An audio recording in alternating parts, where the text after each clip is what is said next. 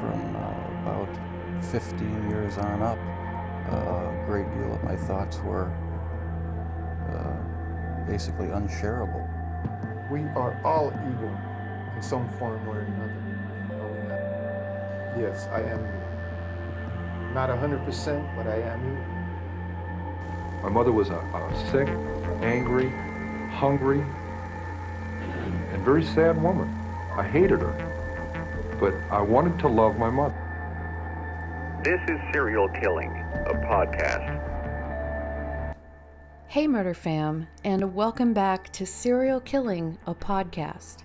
My name is Alyssa Carroll, and this is Serial Saturday, where every Saturday we go through the life stories of serial killers to see if we might catch a glimpse of why they displayed their famous, vile, and disturbing behaviors.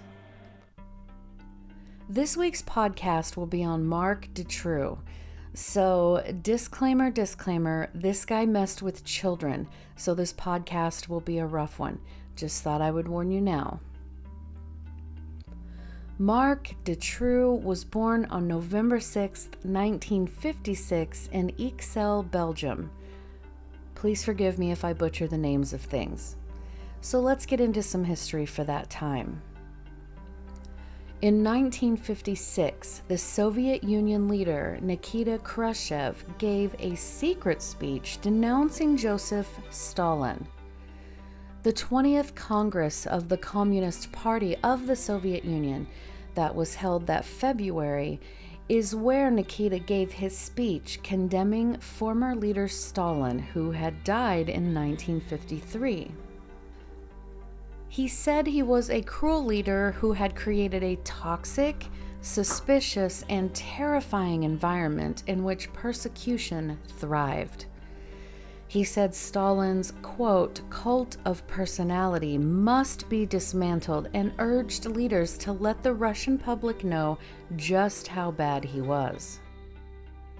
In Monaco, beautiful actress Grace Kelly married Prince Rainier to become Princess Grace of Monaco.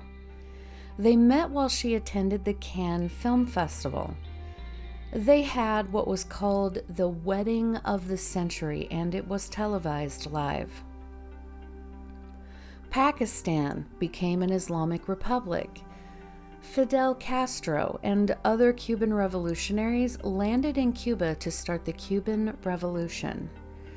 The UK granted independence for Africa, and in Hungary, Warsaw Pact troops invaded during the Hungarian October Revolution.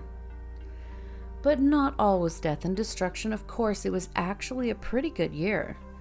In the United States, there was a historical music recording session referred to as the, quote, $1 Million Quartet, where Elvis, Johnny Cash, Jerry Lee Lewis, and Carl Perkins got together for an impromptu jam session.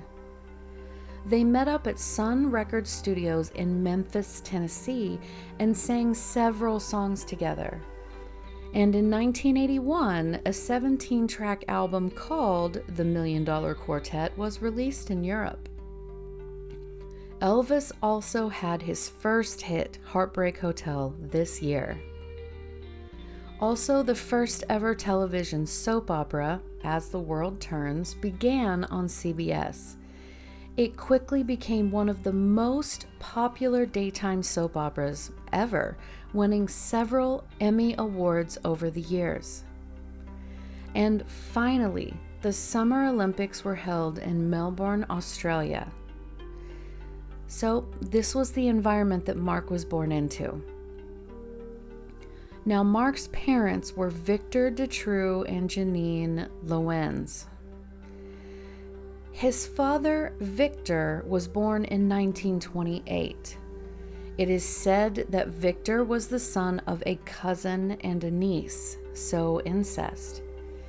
It is also said that Victor's parents went on to have 7 children. 4 of his siblings died before the age of 5, and another died of a, quote, nervous disease at the age of 20, and another died in a psychiatric institution at the age of 60. His mother, Janine, was born in 1935. Janine said that, later in life, her own mother began having delusions, and her father had authoritarian and sadistic traits. Now, Marc's father gave an interview to a Dutch news source stating that he was actually not Marc's biological father, that Janine had already been pregnant with Marc when he met her.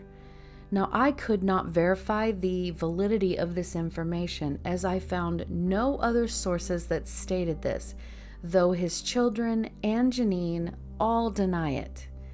But it was an interview with Victor, so there's that. Now, Marc's mother gave an interview with the same Belgian media source that she met Victor in 1956 in Brussels and became pregnant very quickly after they started dating. Though I'm sure something is lost in the translation, she said, quote, "Marc was not a desired child," unquote.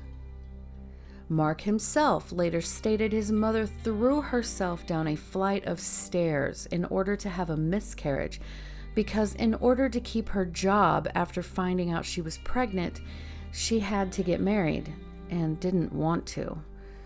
But they got married and both worked as teachers. Marc's parents were described as egotistical, both of them. Janine was said to have been domineering and Victor very aggressive. While Marc was just a baby, the family moved to the Belgian Congo and the parents were teachers there. It was a great opportunity at the time. Victor stated that while they were in the Congo, he caught his wife sleeping with one of her students. However, in the book, quote, Shared Madness with Christopher Barry D., it says Victor, quote, suffered bouts of schizophrenia and ruled the house with a fearsome, irrational temper, unquote. Janine also stated in an interview that Victor, quote, was very focused on women, unquote. And then in 1960, when Marc was 4 years old, Belgium granted the Congo its independence, and nearly immediately, civil war ensued.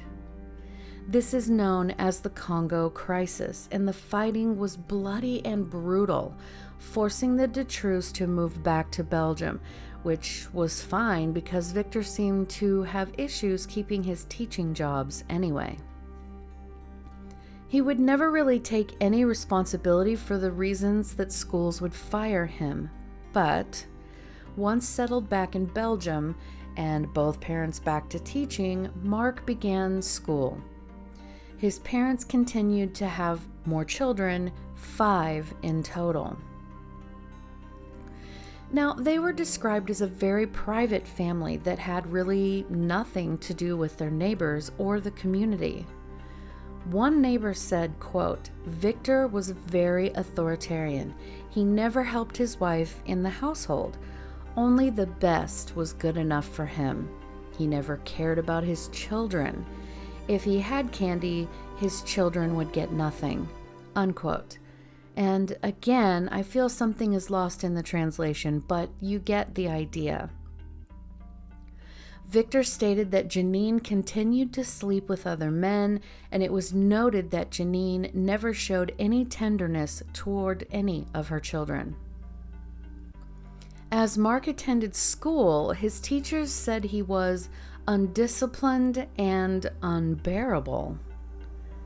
He was very badly behaved toward his teachers, but he might have not known any better, considering it was stated by multiple sources that his parents fought constantly and were abusive toward Marc and his siblings. His early teachers described him as, quote, indifferent, cold, numb child who never cried, unquote. As he went on through school, he reportedly began selling pictures that he tore out of his father's Playboy magazines to other schoolmates for money, though he himself didn't seem to show any interest in the women in the pictures. When his mother would have to come to the school for whatever offense he had committed, the faculty noted that his mother was, quote, authoritarian and suffocating, unquote. Then, at 15 years old, his parents finally divorced. The children were then being raised solely by their mother because Victor really never even looked back. Marc's brother Johann said, quote, he was a dictator. He imposed his will. He held the truth. He was extremely jealous and deeply selfish. We were happy when he left, unquote. It was at this point that Marc began to show signs of serious mental disturbance.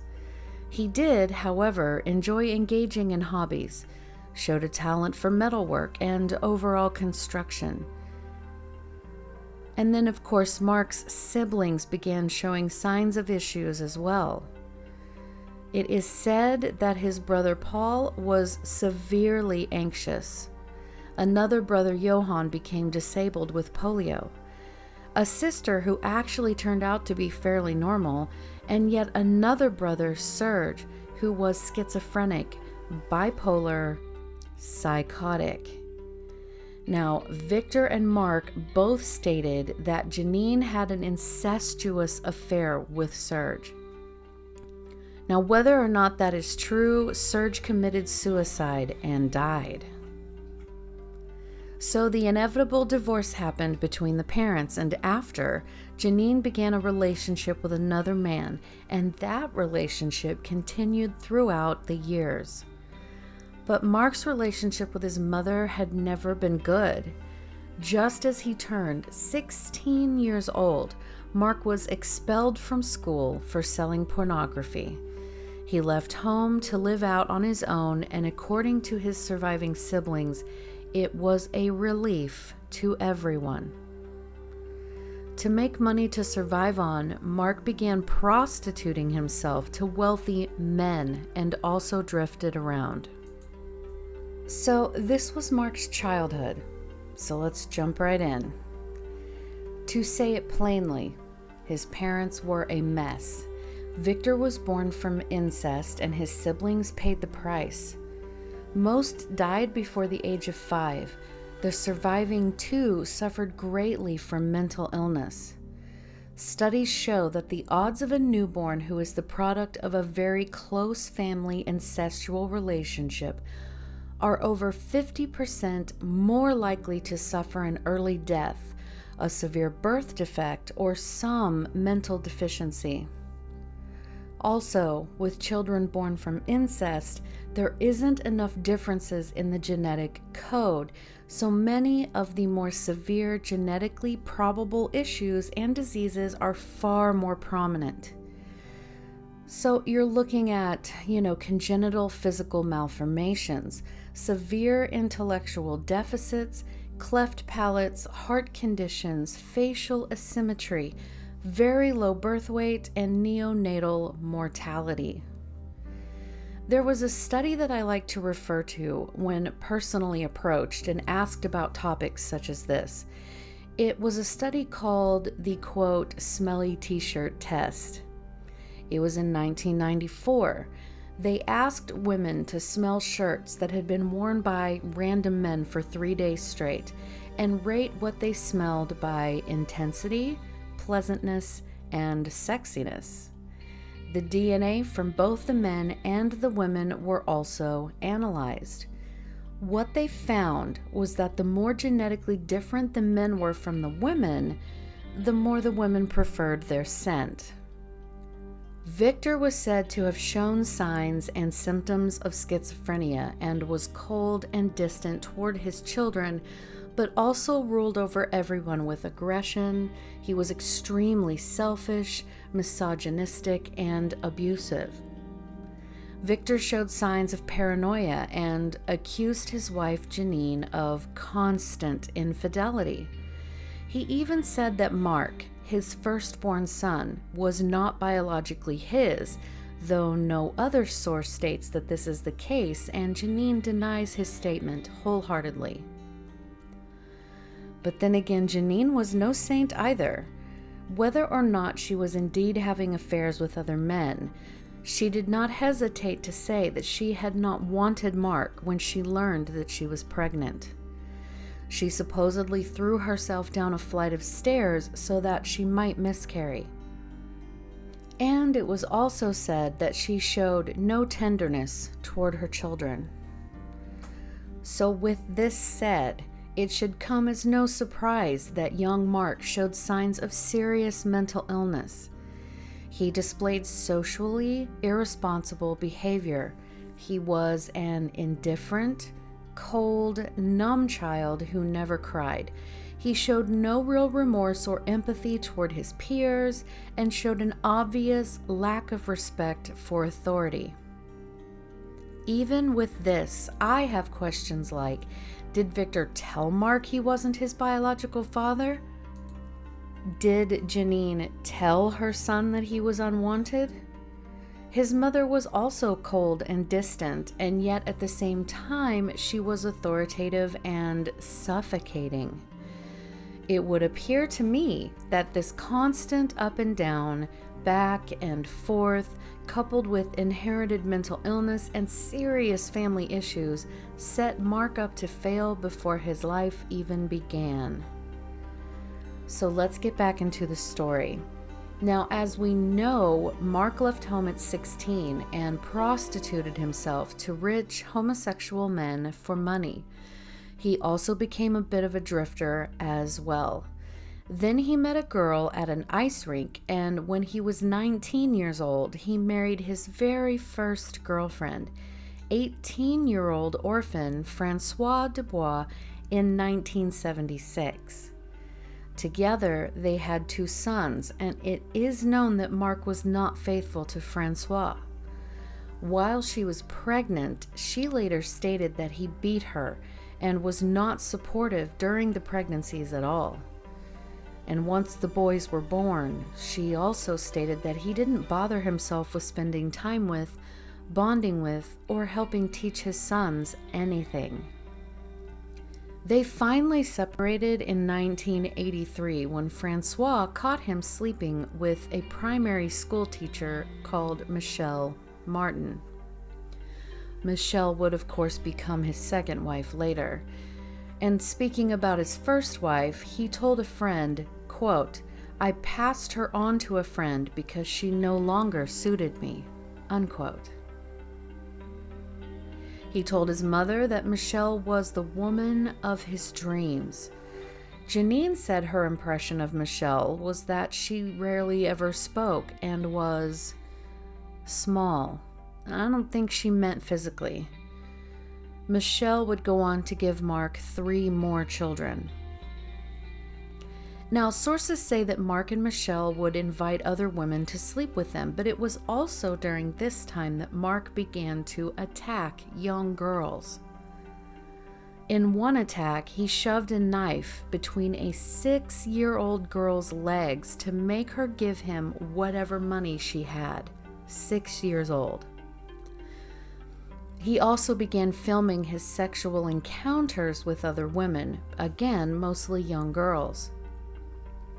He kidnapped girls to torture and rape them, and he kept them confined.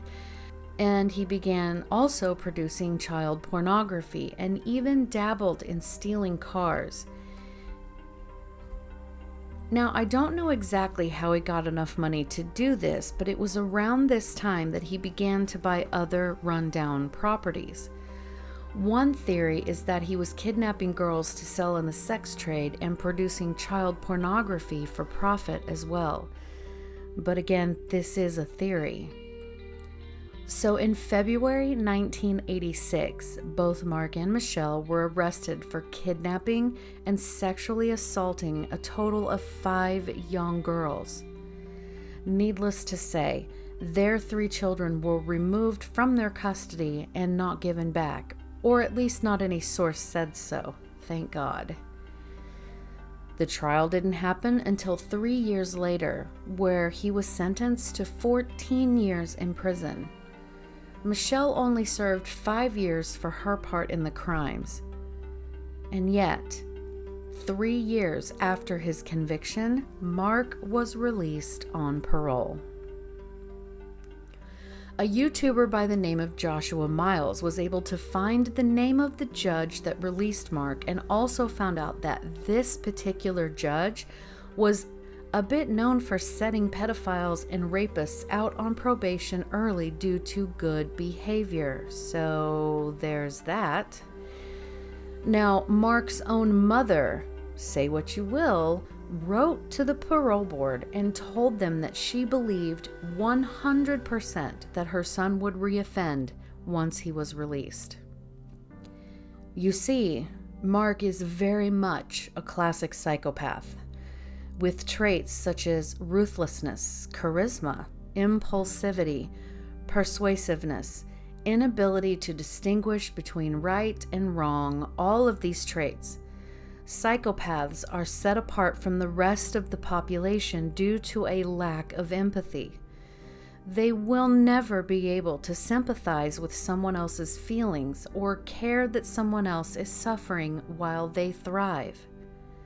They actually feel superior during their own chaos they create. They are incapable of believing that there is anything wrong with them. You see, if you have ever actually worried that you might be a psychopath, that in and of itself proves that you are not. Do you get what I'm saying? They cannot be cured.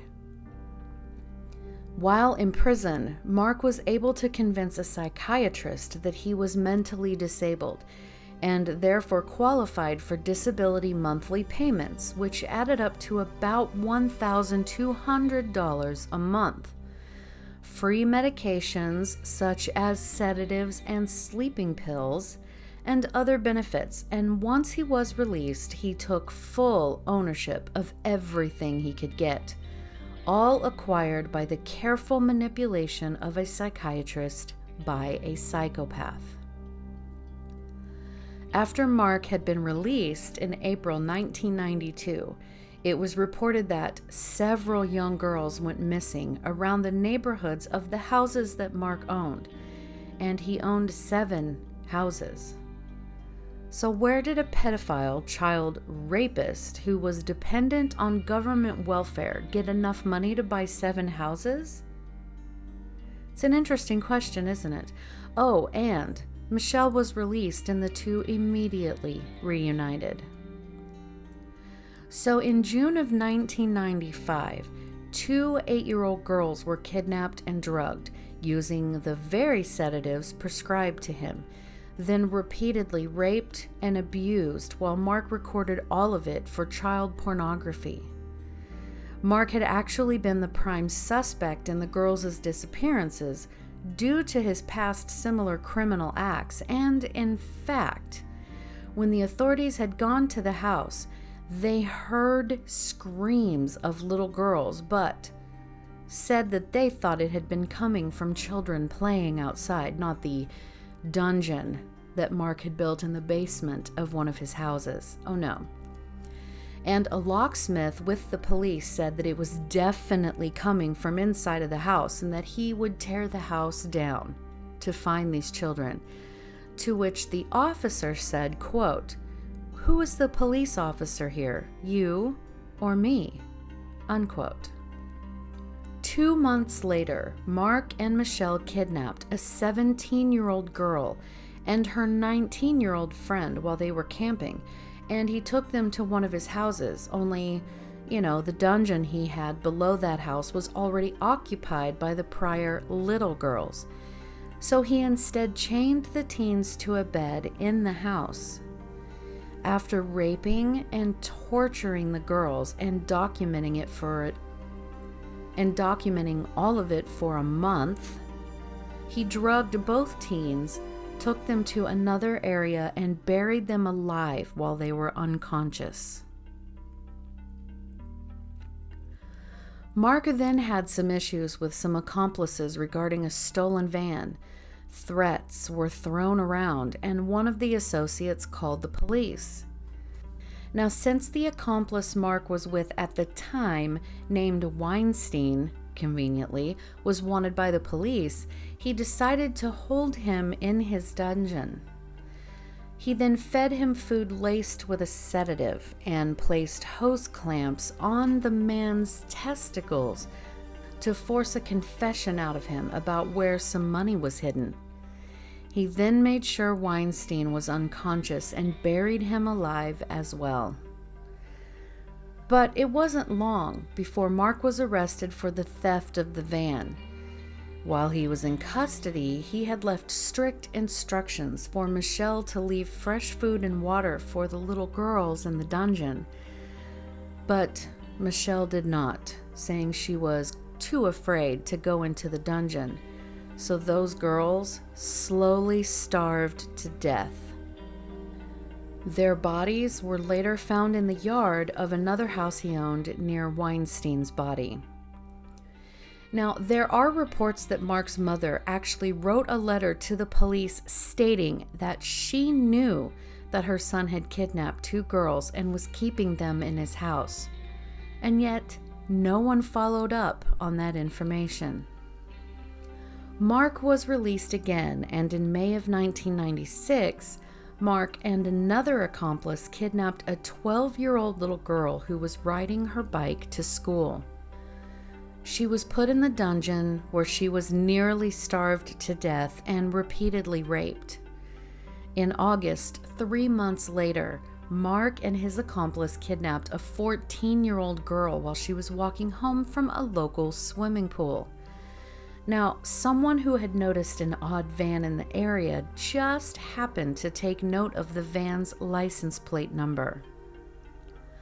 Thankfully, 4 days later, after the person turned in the license plate number, Marc, Michelle, and the other associate were arrested.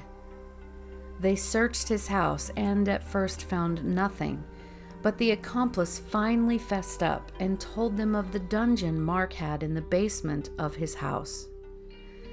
The authorities went back and discovered the door to the dungeon was behind a bookshelf. They found the 2 girls alive inside. In a plea deal, the accomplice took the police to the buried remains of Marc's other victims. Hundreds of commercial adult pornographic videos and an insane amount of homemade porn between Marc and Michelle were also discovered in one of the homes. There were thousands of hairs found in the dungeon, but were not tested for DNA for a very long time. There were also tapes of Marc constructing his dungeon, tapes of him raping and torturing young girls.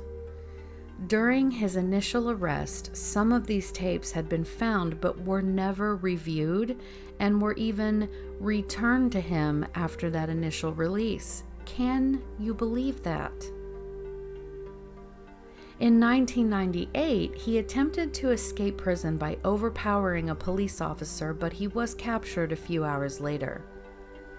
Now, while they only have proof of a few of the little girls and the teenagers that he had assaulted or murdered, they think that there is close to 100. Now, most of Belgium, including both of Marc's parents, believe that he was part of a high-profile pedophile network that included very high-ranking members of the Belgian government and the elite. Their media actually claimed that before he was removed, a judge was on the verge of publicly releasing the names of high-level government officials who had been recognized on some of Marc's videotapes. It is believed that Marc and businessman Michel Nihoul had been planning on a long-distance prostitution ring with girls from Slovakia and child prostitution as well. In his conversations with psychiatrists, Dutroux expresses his hatred of society itself. He said, quote, It is not true that I am not adapted to society. It is society that refuses to make a place for me." Unquote. So, was Marc part of an organized network of pedophiles? And was he protected by contacts at the apex of society? Despite an exhaustive investigation, a document of 440,000 pages and statements of 700 witnesses, one of Belgium's most astonishing crimes remains shrouded in mystery. So, what do you think? Also, I thought I'd tell you that I have merch if you... I thought I'd tell you that I have merch you can get if you visit teespring.com/stores/serial-killing, and I'll put that link in the podcast notes below. That had been requested, so there's that. You can also always leave me a comment on Instagram @serial_killing or on YouTube under the same name as this podcast. And as always, guys, thank you so much for listening and have a great day.